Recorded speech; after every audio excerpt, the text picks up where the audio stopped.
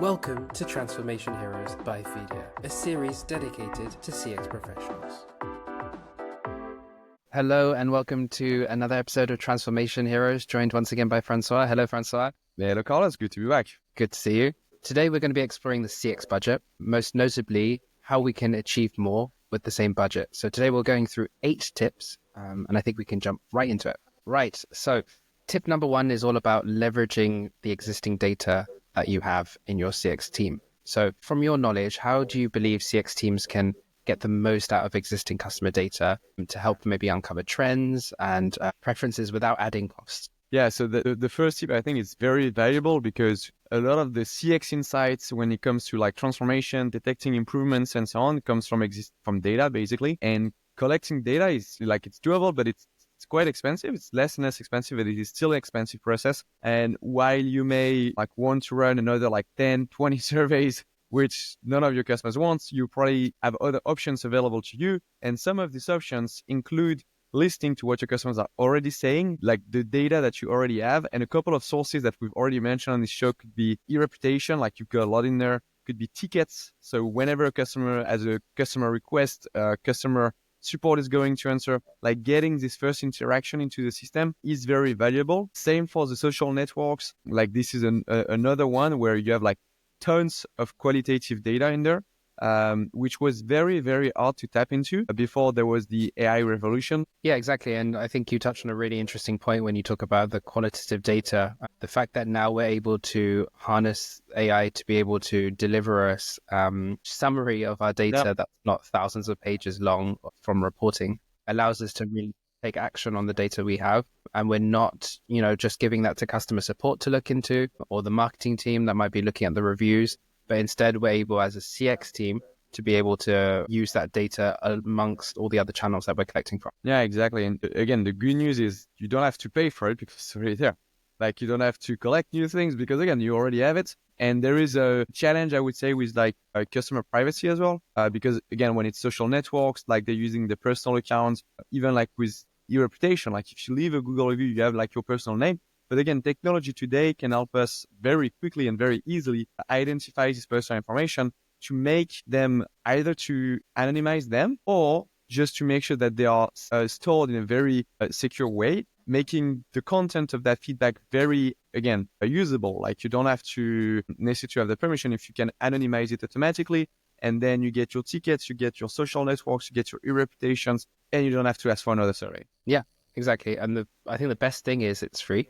Google reviews, social media, Trustpilot, whatever it is, most of these platforms offer companies a free package. Okay, so tip number 2 is all about eliminating low impact activities.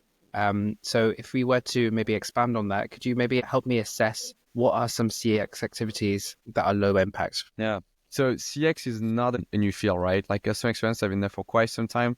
And therefore, there's been like lots of activities which have been done over the last couple of years. And start with the basic, which are like, okay, let's listen to all our customers every single year with a yearly survey. And then again, like the impact of this, if you are able to do the opposite, which is like listen every single week to the right customer at the right moment, like one of them is a lot more actionable than the other one. And same for like if you're in the retail, like you used to have something which was like mystery shopping, like basically paying companies to have like people show up in your stores to, like kind of like spy on your employees to understand what's going on. Like this is a very expensive process. And the impact, like if you can analyze your Google reviews, like you can, I think, trust a lot more what you see in your Google reviews. It's a lot more actionable. It's a lot more budget efficient than, again, like to pay a dozen guy to visit your store every 3 months.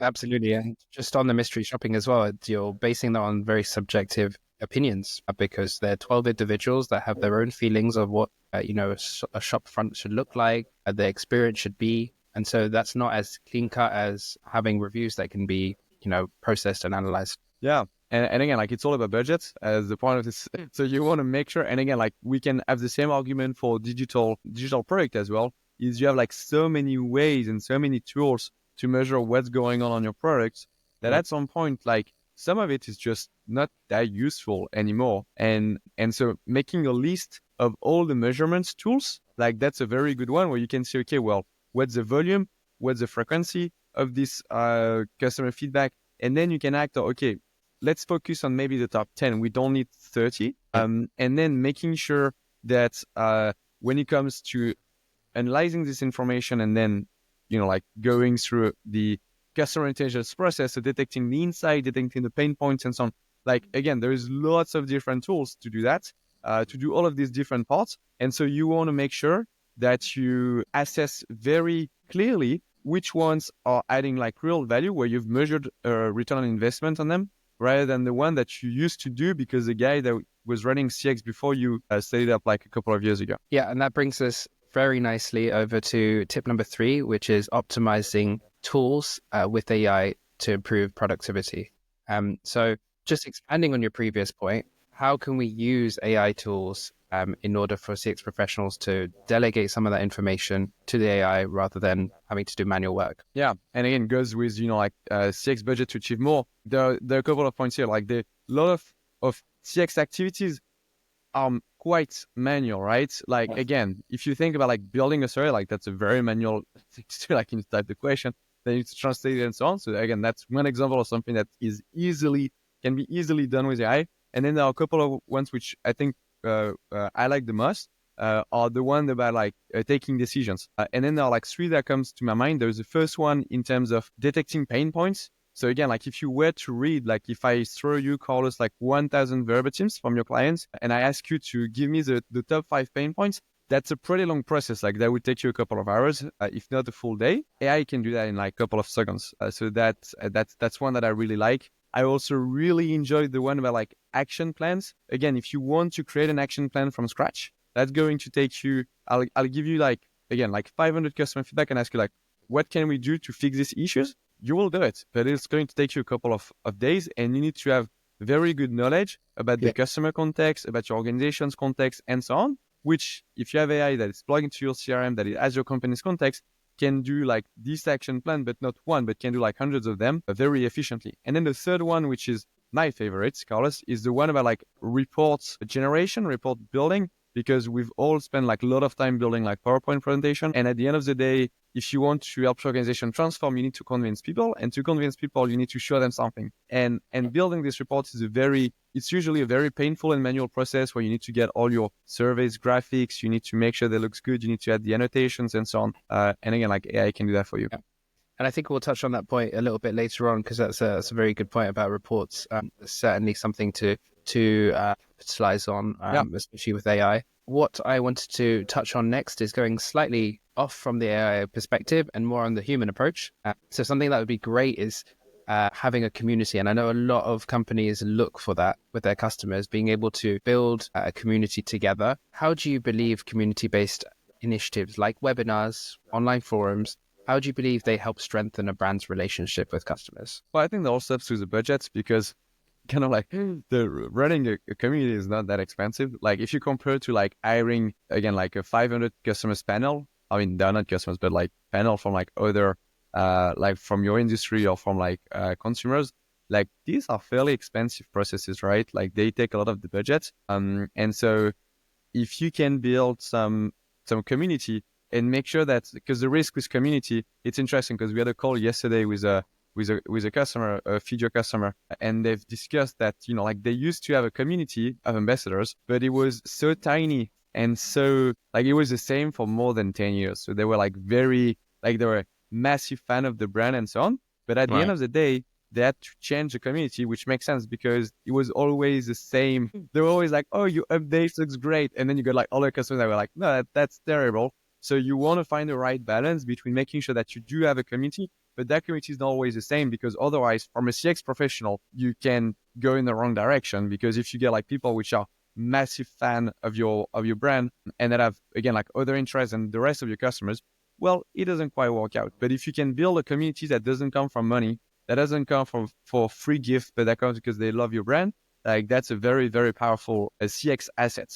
And again, that it doesn't have to be expensive. Yeah, and it's, it's easier said than done. Creating community takes time. There is a level of effort that's needed, but it's not necessarily at a cost to the budget. Just take your NPS, which you already have, identify promoters, take the one that replied 10, and then ask a question at the end. Do you want to join our community? Yeah, exactly. And I think something like a webinar as well is a really great way to introduce customers to that kind of mindset. And then another thing to build on as well is having champions. So a lot of our clients have champions that reach out to us, and those are the best ones that you want to also reach out to, because those are the ones that are most motivated. Even if things may not be working the way you want them to, they are going to be the ones to push through, because at the end of the day, they're getting value out of the platform.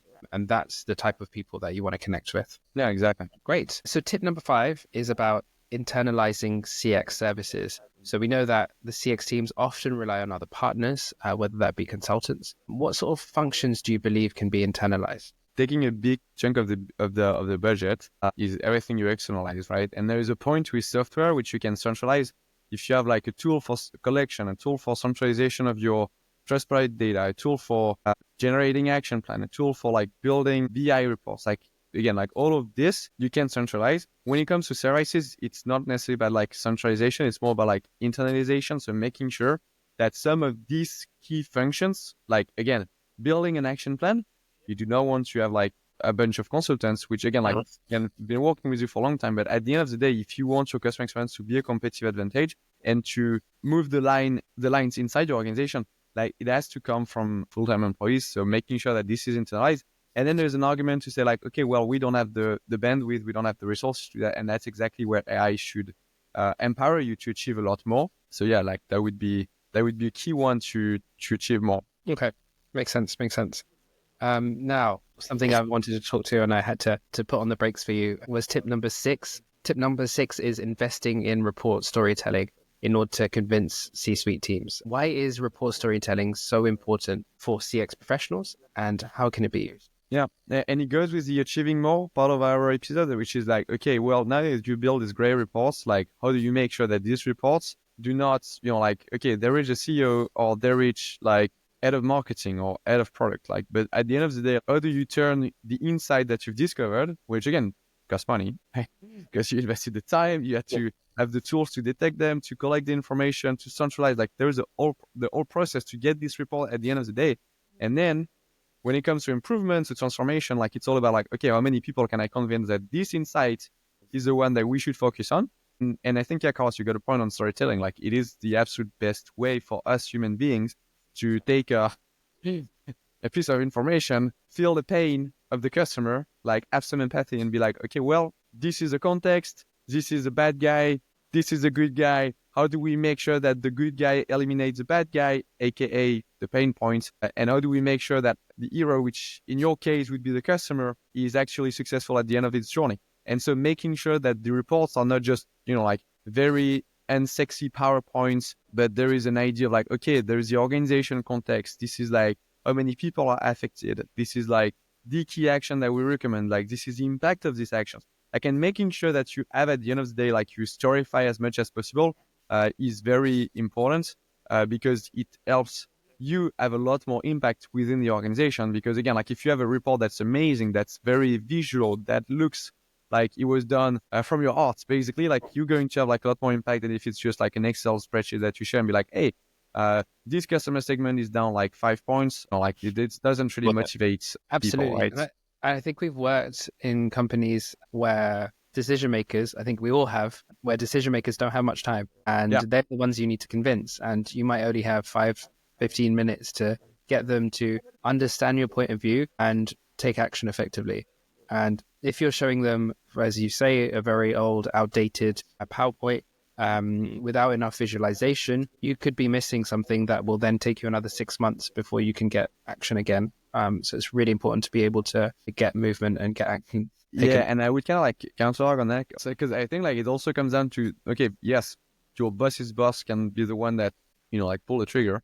But at the end of the day, like people that are actually improving the customer experience, improving the customer, are people that are, again, like answering to customers, that are building the product, that are.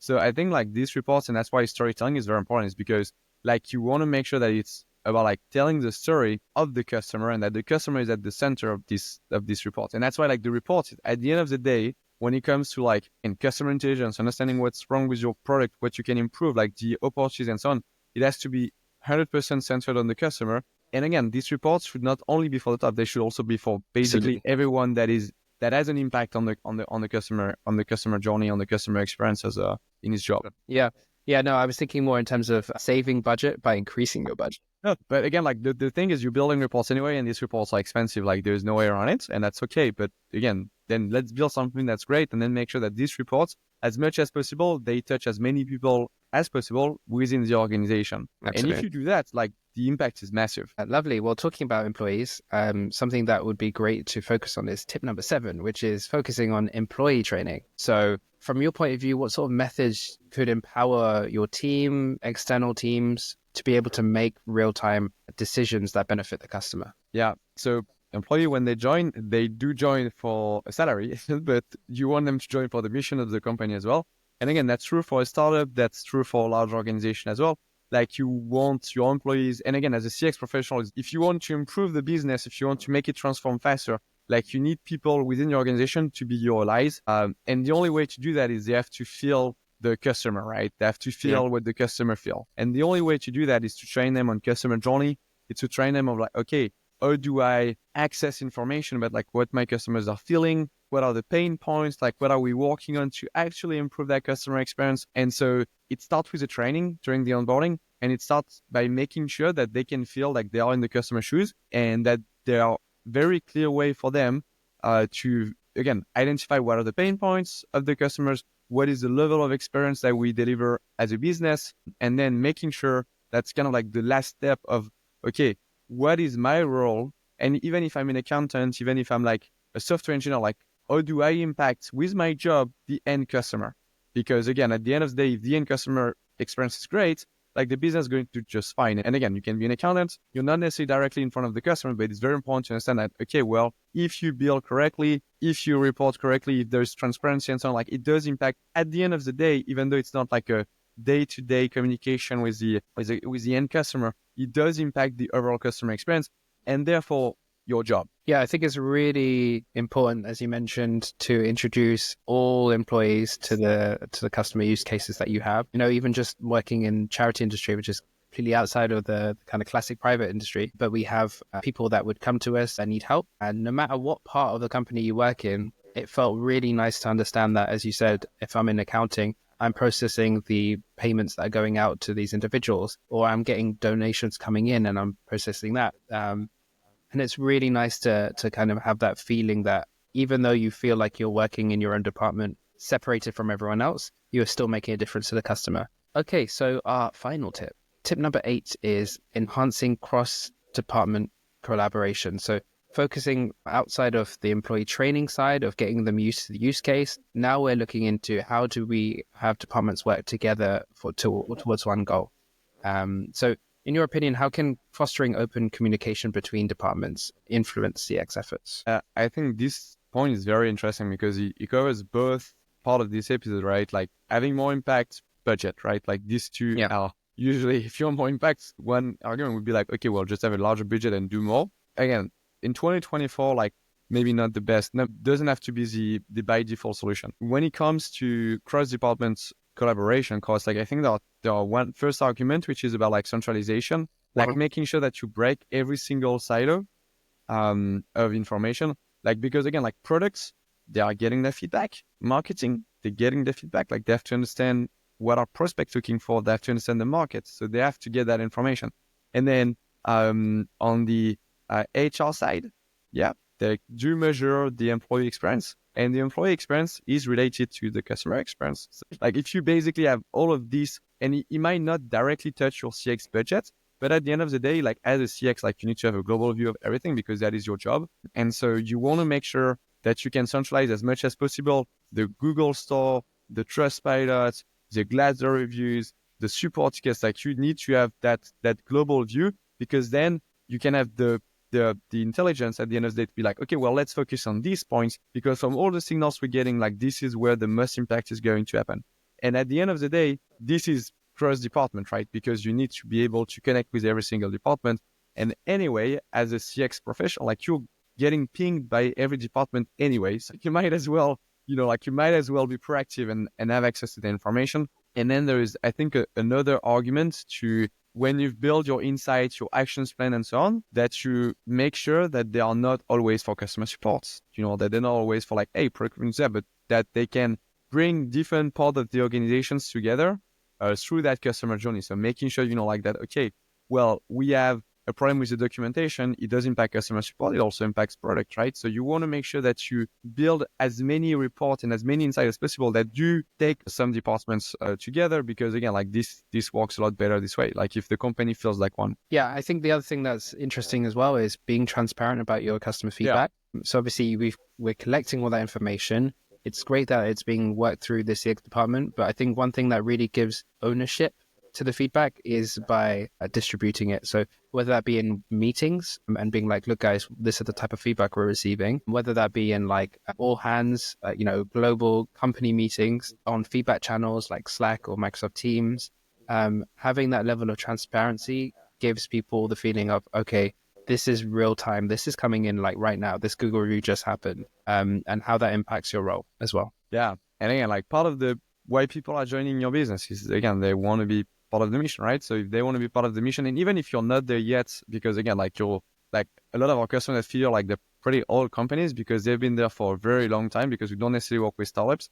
Like that's okay. Like again, it's okay if you don't start with the like Apple or Amazon level NPS or like customer experience of a startup. That's completely fine. But the best you can do is really like making sure that when you collect insight, they are shared, as you mentioned, Carlos, like they're shared with everyone or as many people as possible, and that people do feel what the customer feel, because then when it comes to impact, you cannot change everything as a CX professional. Like you need to have people on the ground that actually do the work, not for you, but with you. And the only way to do that is for you to distribute these insights and to make sure that, again, there is no silos, or there is as little silos as possible. And again, good news, technology, like you can do that today. Okay, let me try and do a little bit of a summary of what we've talked about today. So tip number 1 is about leveraging existing qualitative data. Obviously, getting new data can be quite expensive. So why not use existing channels that you have, whether that be social media, review platforms, etc. Tip number 2 is about eliminating low impact activities. So first, understanding the metrics that are of value to you, looking at the KPIs that have value to you, and then maybe dropping down some of those that aren't really giving you enough impact to the customer. Tip number 3 is about optimizing AI tools for productivity. So creating action plans, creating in-depth summaries, having reports built through the use of AI technology. Tip number 4 is about fostering a community with customers. So building community that love your feedback, that want your brand to excel and grow, and ultimately that are getting value out the platform is really important. Tip number 5 is about internalizing CX services, maybe cutting down on partners that are very high cost, low impact. For example, consultants are often fit that category. Tip number 6 is about investing in report storytelling in order to convince C-suites. So this is about convincing decision makers effectively, but also having your reports be accessible to all parts of the organization, so you can share that information across different departments and being very visual and clear in your reporting. Tip number 7 is on focusing on employee training. So getting feedback from training, making sure that you're understanding what your team is feeling, but also showing what the customer is doing to the different departments. So they are working on use cases that make sense.